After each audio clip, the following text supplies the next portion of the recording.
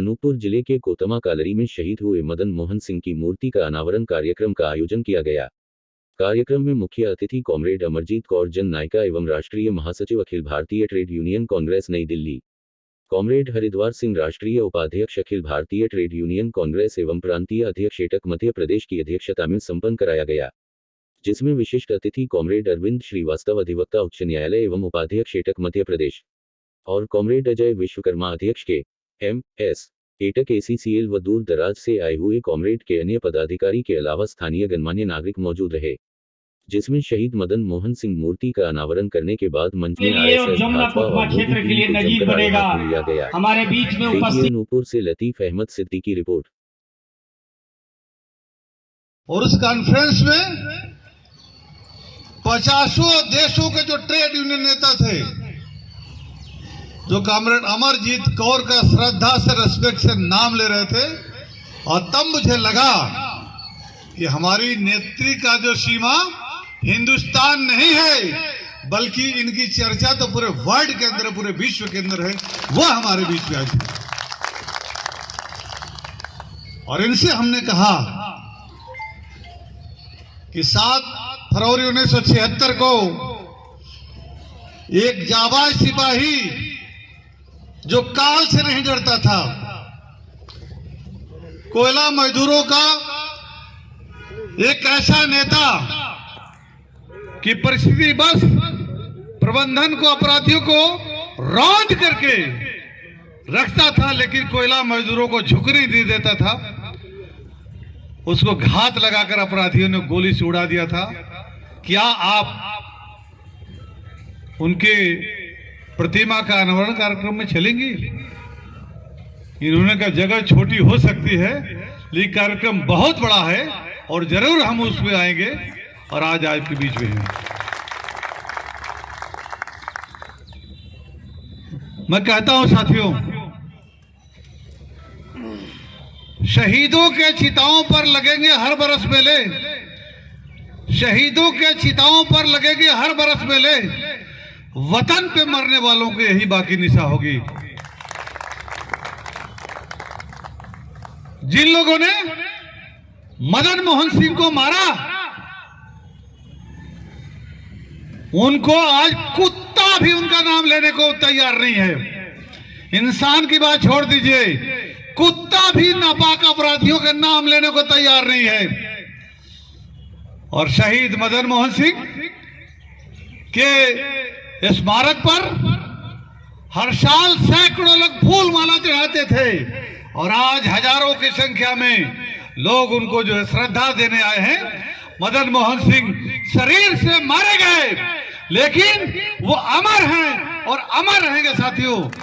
और जब तक मैं उनकी पत्नी, बच्चे और उनके बहू को मैं विश्वास दिलाता हूं कि जब तक इस धरती पर लाल झंडे का एक भी सिपाही जिंदा रहेगा, तब तक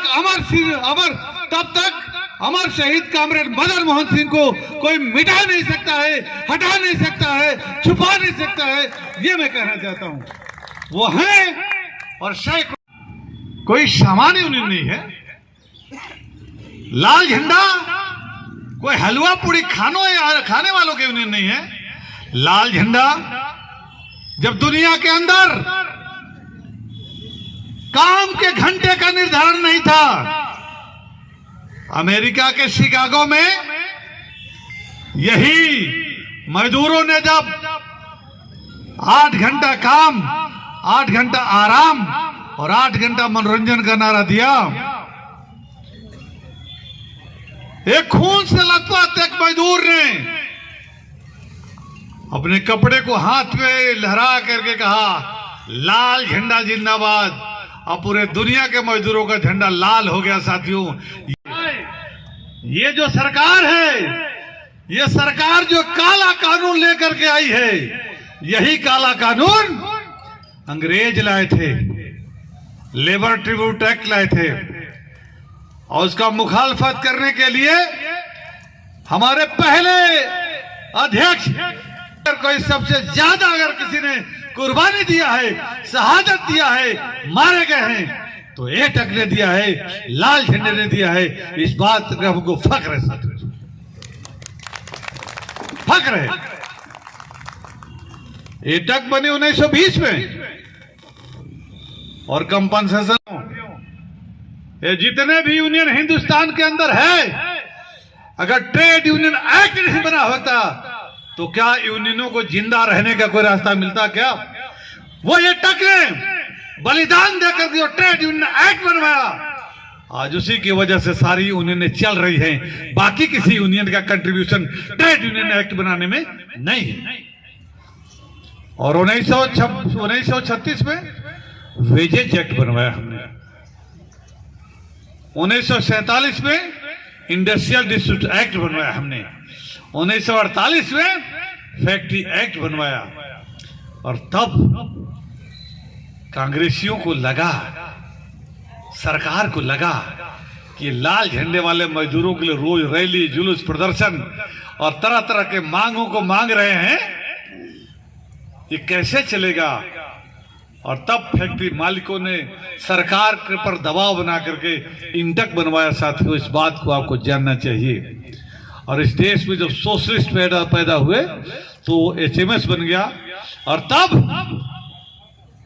RSS ने सोचा कि हम कहां पीछे रह जाए, मजदूरों के बीच में जाति और मजहब के आधार पर, धर्म के आधार पर तोड़ फोड़ करने के लिए, बरगलाने के लिए 1968 में BMS बन गई और कम्युनिस्ट पार्टी दो भागों में बटा तो 1970 में जो है वो C2 बन गई। साथियों, ये this is the real history of trade union जो है मूवमेंट, ये आपको जानना चाहिए। और इसीलिए अगर हम कहें आपको कि एटक हिंदुस्तान के समस्त ट्रेड यूनियनों का जनक है, एटक समस्त ट्रेड यूनियनों का पैदा किया है, तो ये बात कोई अतिशयोक्ति नहीं होगी। साथियों, ये बात आपको जानना चाहिए, समझना चाहिए। 1000 रुपये से फिर 10,000 कर दिया। इन लोगों ने तय किया है कि लड़ेंगी और सरकार से गिरबान पकड़ करके सरकार के 1500 रुपये से छीन लेंगी, लेकिन अपने सम्मान के साथ समझौता नहीं करेंगे। साथियों, प्रधानमंत्री आवास योजना में कितना बड़ा घोटाला है। शौचालय में 12,000 रुपए का शौचालय 7,000 रुपए में बना, 5,000 रुपए घूस को भेंट चढ़ गया वो। तो 5,000 रुपए का शौचालय में कौन जाएगा भैया? सोच करेगा कि ऊपर है, देखता रहे कब गिर न जाए। चौरसिया जी, आपका राज्य में यही सब हो रहा है। आप पता के नीचे का कार्ड, जिनके 4-4 ट्रैक्टर है और 2 ठो गाड़ी है, और बबुआ जो इंजीनियरिंग के कॉलेज में पढ़ता है भोपाल, वो जो है गरीबी के रेखा के नीचे उसका नाम है।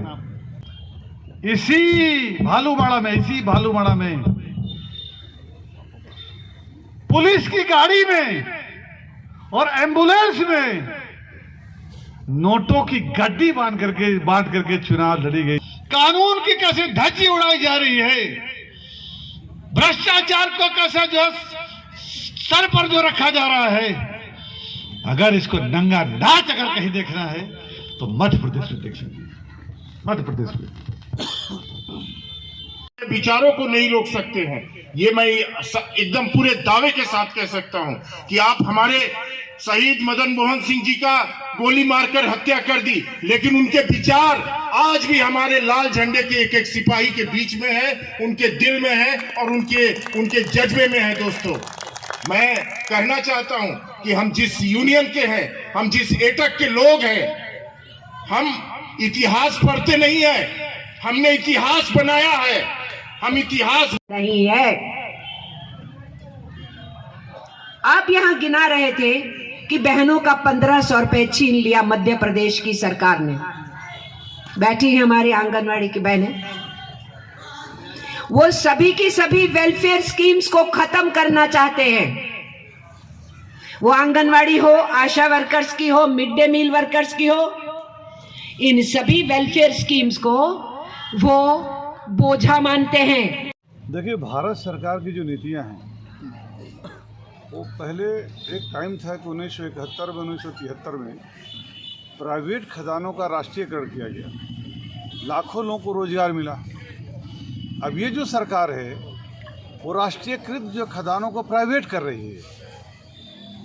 तो ऐसी स्थिति में जो मेन पावर है वो दिनों दिन घट रहा है, मजदूर रिटायर हो रहे हैं, नई भर्ती नहीं हो रही है। तो सरकार की पॉलिसी ही है कि खदानों से परमानेंट मजदूरों को ख़त्म किया जाए, और जब ठेका पर जो खदान को दिया जाएगा तो फिर औने पौने दामों में, कोई नियम नहीं, कोई कायदा नहीं, कोई सिस्टम नहीं।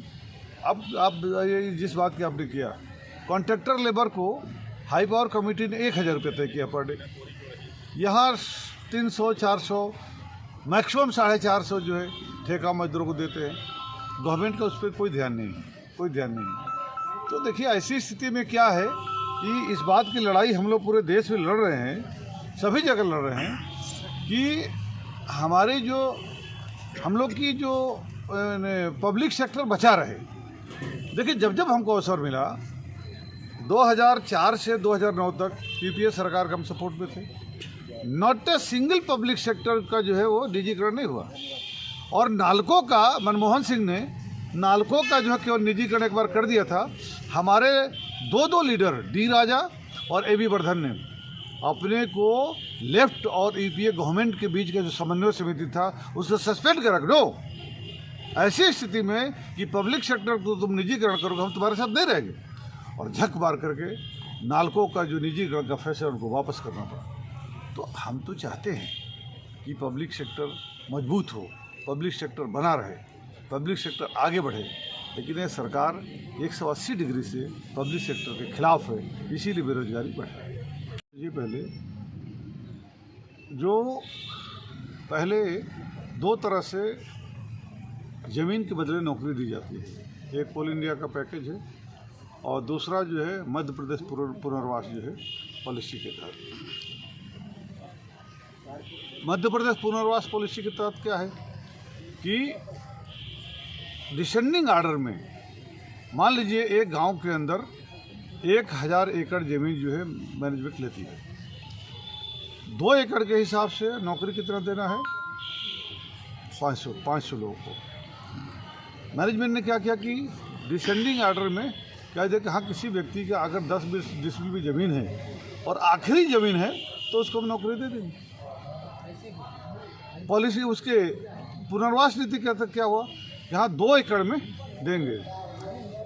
देखिए, आमाडांड के प्रकरण में क्या हुआ कि आप जानते हैं कि धारा 170 के तहत ट्राइबल के ज़मीन का एडवांटेज नॉन ट्राइबल नहीं ले सकता है। यहाँ क्या हुआ कि पैकेज की वजह से आदिवासी और गैर आदिवासी दोनों के ज़मीन को मिक्स कर दिया और कहा कि ठीक है भाई, इस गांव में अगर 500 एकड़ ज़मीन गया है, हुआ क्या, ज़मीन गई आदिवासियों की ज़्यादा और नौकरी मिली गैर आदिवासियों को ज़्यादा। जब कोर्ट में जब जाएगा जिस बात को जो कानून है, तो कानून के खिलाफ कानून ने पकड़ लिया कि नहीं, ये गलत हुआ है, रोक दिया ये। तो सच में पूछिए, उस समय जो लोग भी थे, चाहे मैनेजमेंट साइड में या उस साइड में, उनसे कहीं ना कहीं मिस्टेक हुआ। हम इसके पक्ष में नहीं हैं, AITUC इस पक्ष में नहीं। किसी भी व्यक्ति को किसी भी तरह से नौकरी मिल गया और 15 साल बाद 20 साल बाद उसको बैठा दिया जाता, उसका जीवन बर्बाद हो जाता, उसका परिवार तबाह हो जाता है। लेकिन हम तो अफसोस ही जाहिर कर सकते हैं, करना तो कोर्ट को है, करना तो प्रशासन को है, करना तो मैनेजमेंट को। हमें जब भी गांव वालों ने हमें पुकारा मदद के लिए, हमेशा उनके साथ हम रहे। और आज भी जो आप जानते हैं 5.5 महीने से ये जो आमाडांड बंद था, गांव के लोग 10 बार मुझे बुलाए, मैंने कहा नहीं, हम अकेले नहीं आएंगे, हम आएंगे, यूनियन राइवलरी हो जाएगी, हमको कोई धंधा नहीं करना है, हमको कोई दलाली नहीं करना है। लेकिन आप जो है प्रबंधन जो है, हमारे एरिया के सारे जो JCC के मेंबर वो जो मिल करके बात किए और आज देखिए खदान खुल गया। और जिन लोगों को जो बैठाया गया है, हम लोग कोशिश कर रहे हैं उसमें किस लीगलिटी के आधार पर कितनों को रोज़गार दिया जाता है। अगर एक जगह उनकी ज़मीन जो है मान लीजिए कहीं लिटिगेशन में फंसी है और दूसरी जगह और भी ज़मीन है, तो कम से कम उसके बदले भी उनको नौकरी दे दिया जाए ताकि उनका घर परिवार चलता रहे। हम लोग इस पक्ष में।